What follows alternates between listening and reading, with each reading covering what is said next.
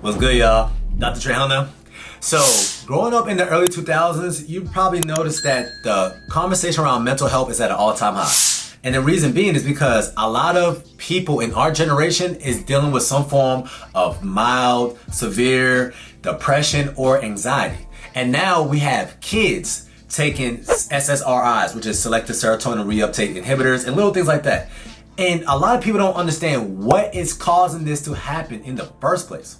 So today, what we're going to talk about is the absolute root issue that is causing a lot of kids and a lot of young adults to deal with depressive symptoms and anxiety symptoms. Here's how you can kind of modulate your mental health. My name's Michelle, Nita, Sarah, Peyton, Talia, Jazz, Marquita. I'm a physique. Product. Period. You love to see. What is ultimately causing this? So a new study just came out from NHANES, which is a correlational study, and y'all already know a correlational study is not the strongest study, right? But basically what they did is they basically sent out a food questionnaire, and then they also asked people, okay, what's your mental health status? Come to realize there is a striking correlation between people who choose to eat majority processed foods and people who is dealing with depression and anxiety. I wonder why that could possibly be the case. Maybe because a lot of these processed foods is nutrient deficient and it has a whole lot of sugar, which is a net negative to the human physiology. For somebody to really start showing some form of depressive symptoms or anxiety are also people who has a higher fasting blood glucose levels on average. What does that even mean? That means your glucose levels naturally is supposed to be under 90 milligrams per deciliter. It's about 110 to 120. That's the same as somebody who is dealing with prediabetes. Might be dealing with some form of pre-hypertension. So when it comes to depression and anxiety, I don't want you to ever just think that one day you just woke up and you became depressed. Depression is on a spectrum. Just like anxiety is on a spectrum. Just like prediabetes is on a spectrum. If you're somebody who has a 5.0 with an HbA1c, that means you're totally fine. But if you're 5.7, that means that, hey, you're finally in the pre-diabetic range. If you're over 6.4, that means you're a full-blown diabetic. But it's not just one day you woke up and you become pre-diabetic. It took time. It took your body on average 8 to 10 years of you choosing to eat the wrong foods for you to obtain prediabetes or prehypertension, or in this particular case, some form of depression.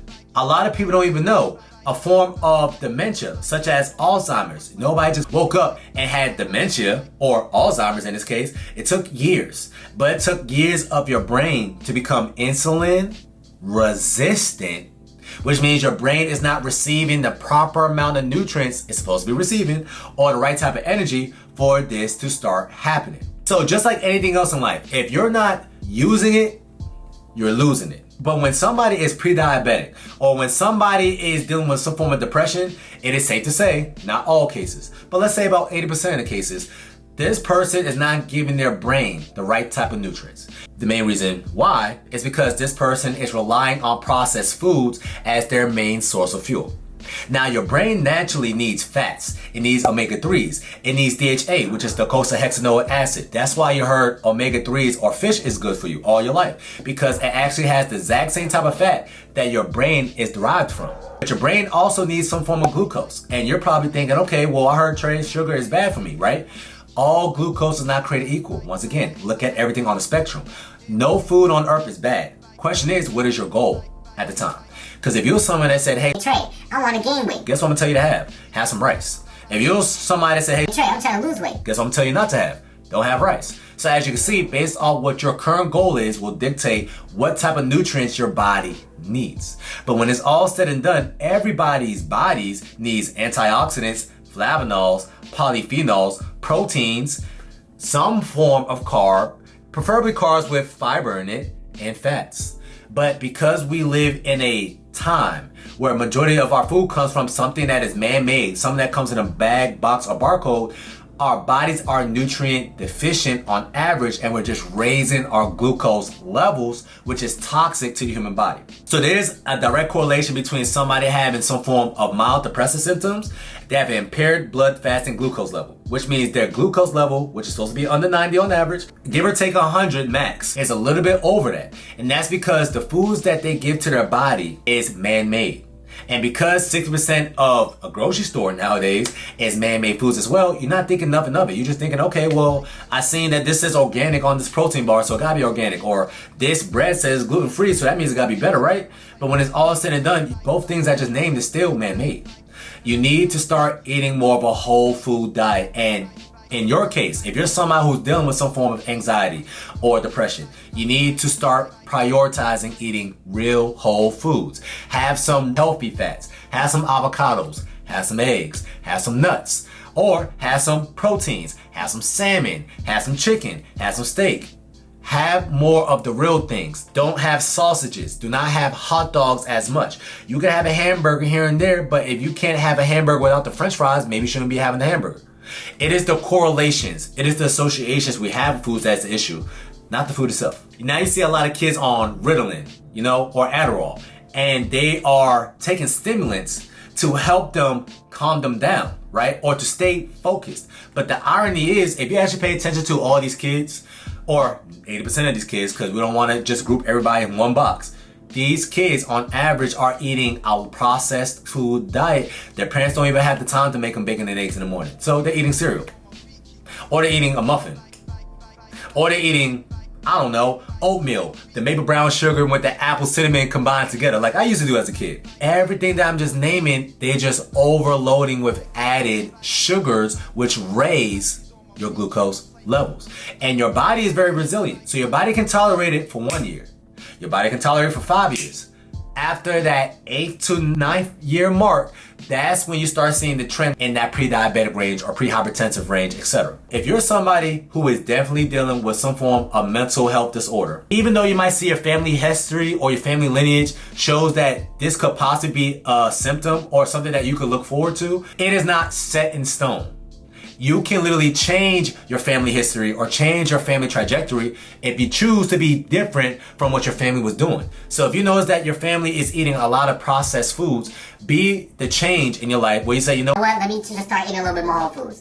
Let me have more oranges instead of me having orange juice. Let me go ahead and eat some more berries. Yeah, I know my favorite vegetable is potatoes, but let me have more broccoli. Vegetables, that's the color of the rainbow. But the funny thing is, a starch or a potato or rice or bread, what color is it? White. Last time I checked, that's not a color of the rainbow.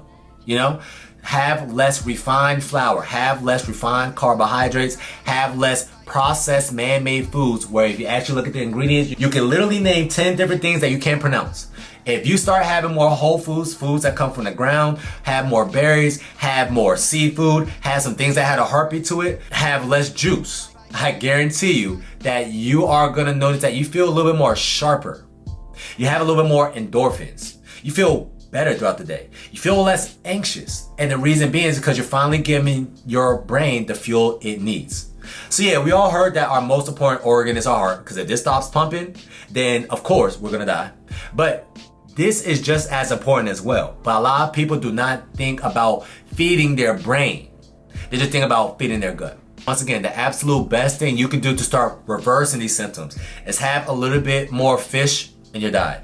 If you're somebody who doesn't eat a lot of fish on an average week, make sure you're taking cod fish liver oil or Carson's cod fish liver oil at least once, if not every other day. 2, you want to eat a little bit more proteins. Have some proteins that's coming with some fats. So yeah, red meat is not bad for y'all. They're talking about sausages. They're talking about hot dogs. They're talking about processed red meats. They're talking about that Oscar Mayer's God knows bacon, whatever the hell that is.